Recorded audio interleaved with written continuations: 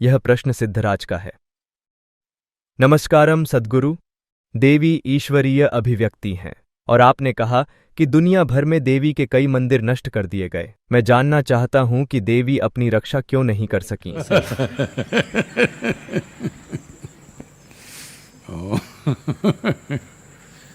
वैसे Yes, it is a fact that the worship of the divine in the feminine form was hugely prevalent in the present-day Europe, Arabia, Central Asia, all these places. हाँ, ऐसा था। ये सच है कि देवी रूप में ईश्वर की पूजा अरब, आज के यूरोप, मध्य एशिया, इन सभी जगहों पर बहुत प्रचलित थी। लेकिन एशिया के केवल इसी हिस्से में ये अभी भी जीवित है। दूसरी जगहों पर इसे हिंसक तरीके से उखाड़ फेंका गया है।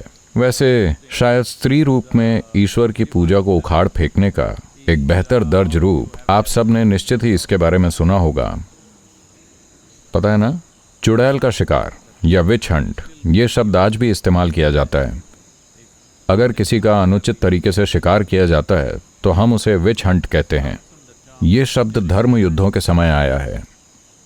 अनुमान है कि उन्होंने 60 लाख से ज्यादा महिलाओं को जिंदा जला दिया। शायद 150 या 200 साल के दौर में, मैं इस बारे में बहुत पक्का नहीं हूं, लेकिन उस दौरान, उन धर्म युद्धों के दौर में जब कोई बहुत महत्वाकांक्षी ढंग से अपने धर्म का प्रचार कर रहा था, तब यह हुआ।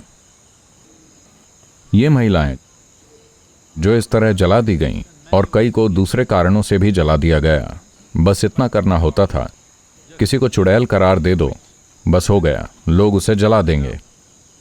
दुर्भाग्य से आज भी यहां वहां ये प्रथा मौजूद है। तो चुड़ैल कौन है?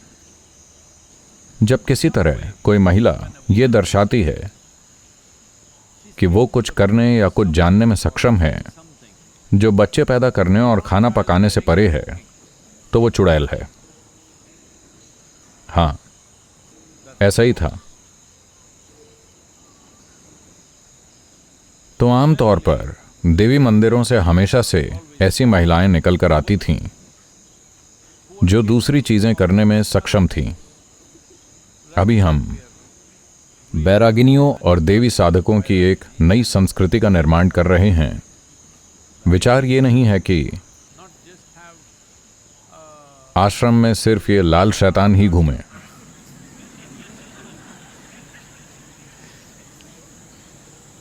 विचार ये है कि धीरे धीरे दिव्यता घूमने लगे। हो सकता है उन्हें अपना समय लग सकता है, लेकिन धीरे धीरे उसे बनाना, जिसे आप दिव्य मानते हैं, जिसे आप प्रतिष्ठित करते हैं, उसे सजीव होना चाहिए, पैरों के साथ। तो देवी को सिर्फ इसलिए नष्ट कर दिया गया क्योंकि धार्मिक प्रक्रिया का अब्राह्मिक तरीका पूरी तरह से पुरुष प्रधान है। यह पूरी तरह से मर्दाना है। उसमें नारीत्व के लिए कहीं कोई जगह नहीं है। भगवान और उनका बेटा, भगवान और उनका दूत, सारे दूत आदमी हैं, कभी कोई महिला नहीं, क्योंकि वो विश्वसनीय नहीं है। वो कुछ और कह सकती हैं क्योंकि वो कुछ और भी जानती हैं। यही समस्या है।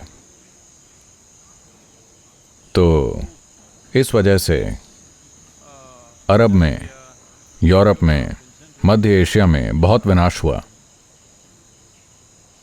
लेकिन पूरे भारत में एक भी ऐसा गांव नहीं है जहां देवी का मंदिर ना हो।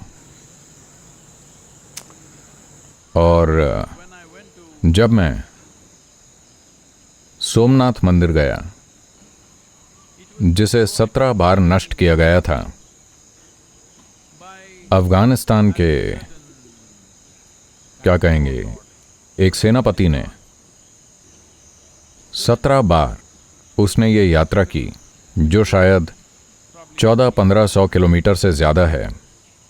उसने ये यात्रा सिर्फ इस मंदिर को नष्ट करने के लिए की। पहली बार ऐसा हुआ। मैं समझ सकता हूं कि क्योंकि वहां दौलत थी, सोना और कई चीजें थीं। ठीक है, उसने इसे लूटा, नष्ट किया, जला दिया और चला गया। दूसरी बार क्यों आया? शायद थोड़ी और दौलत।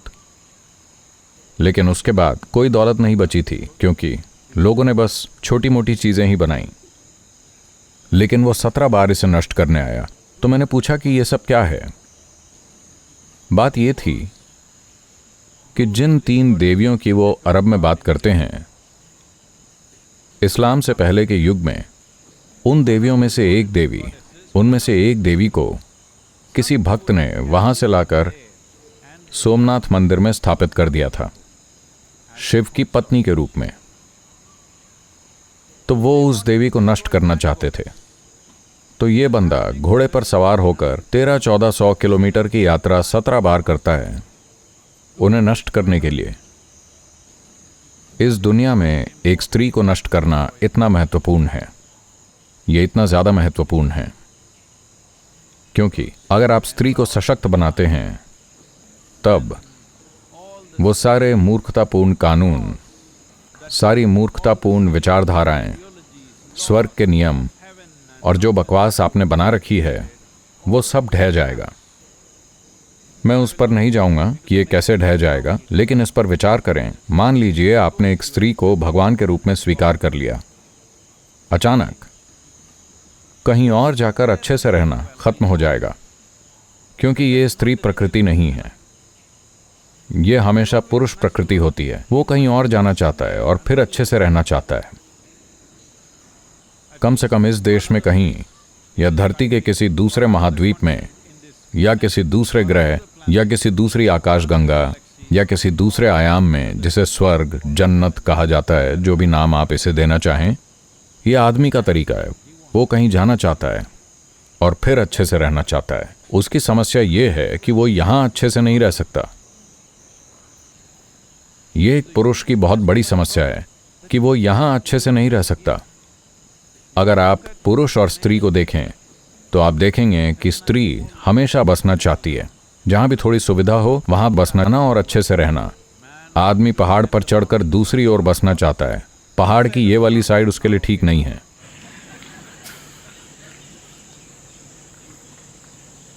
तो अगर आपने एक देव और एक देवी बनाए और वो एक साथ रहते हैं शिव पार्वती की तरह, तो आप कहीं और नहीं जाना चाहेंगे। यहां तक कि शिव भी पार्वती के कारण काशी में बस गए थे। वो घुमक्कड़ हैं, लेकिन शादी के बाद सर्दियों के महीनों में उन्होंने पाया कि पार्वती को हिमालय में ऊंचाई पर रहना बहुत मुश्किल हो रहा था। उनकी खातिर वो नीचे काशी चले आए, लेकिन फिर उन्हें भी ये जगह बहुत अच्छी लगने लगी। लंबे समय तक वो वापस नहीं गए। तो स्त्री प्रकृति हमेशा बसने को महत्व देती है। पुरुषत्व कहीं आगे बढ़ना चाहता है, तो आगे बढ़ना, बहुत ज्यादा आगे बढ़ना। हमें यकीनन आगे बढ़ने की थोड़ी जरूरत है, पर बहुत ज्यादा आगे बढ़ना जीवन के सभी स्तरों पर भारी विनाश का कारण बन रहा है। आज बहुत से लोग ये फिलॉसफी दे रहे हैं कि सिर्फ इसलिए कि हमने अपनी अर्थव्यवस्था को बहुत ज्यादा बढ़ा दिया है, वायरस हमारी अर्थव्यवस्था को बेअसर करने आया है। मैं ऐसा नहीं कह रहा हूं। अपनी अर्थव्यवस्था या अपनी गतिविधि को संतुलित करने का ये तरीका नहीं है। ऐसा करने के समझदारी भरे और भी तरीके हैं, और ऐसा करने का एक महत्वपूर्ण तरीका है स्त्री प्रकृति को सशक्त बनाना। आप देखेंगे कि कई तरह से ये धक्का कम हो जाएगा। थोड़ा सा, या तो आप भीतर की ओर मुड़े हुए हैं, तब आप यहां बैठ सकते हैं, या फिर आप किसी तरह से किसी महिला से बंधे हैं, तब आप यहां बैठेंगे। वरना तो अकेला आदमी, उसे नियंत्रित नहीं किया जा सकता, हर समय चालू रहता है। अगर आप भीतर मुड़ जाते हैं तो बहुत सहजता से आप बैठेंगे, वरना एक महिला आपको बांध सकती है। कई मायनों में अर्थव्यवस्था का और धरती का विनाश अभी भी उस स्तर पर नहीं पहुंचा है जहां उसे पलटा ना जा सके, सिर्फ इसलिए क्योंकि अधिकांश पुरुषों को अभी भी स्त्री की जरूरत है। बहुत कम पुरुष स्त्री के बिना रह सकते हैं। वो या तो सन्यासी हैं, वो समस्या नहीं है, या फिर वो अति महत्वाकांक्षी अत्याचारी हैं, वो एक समस्या है। हाँ, तो क्या देवी को नष्ट कर दिया गया है? मैं आपको बता रहा हूं कि वो पूरे देश में है, हर गांव में है, हो सकता है कि किसी गांव में देवता के लिए मंदिर ना हो, लेकिन देवी का मंदिर हमेशा होता है। तमिलनाडु का कोई भी गांव मारी मरियम्मन के बिना नहीं है। कर्नाटक का कोई भी गांव मारी के बिना नहीं है। यहाँ कर्नाटका में वो मारी हैं, तमिलनाडु में वो मरियम्मन हैं, कहीं और वो काली हैं। वो बहुत सारे नाम रखने में माहिर हैं। तो वो अपना ख्याल क्यों नहीं रख सकीं? ये एक स्त्री की प्रकृति होती है कि अगर स्थिति बहुत खराब हो रही है तो वो वहां नहीं रहेगी, वो वहां जाकर बस जाएगी जहां उसके लिए अनुकूल होगा। उन्होंने भी ठीक यही किया है। हमें उनका ख्याल रखना चाहिए।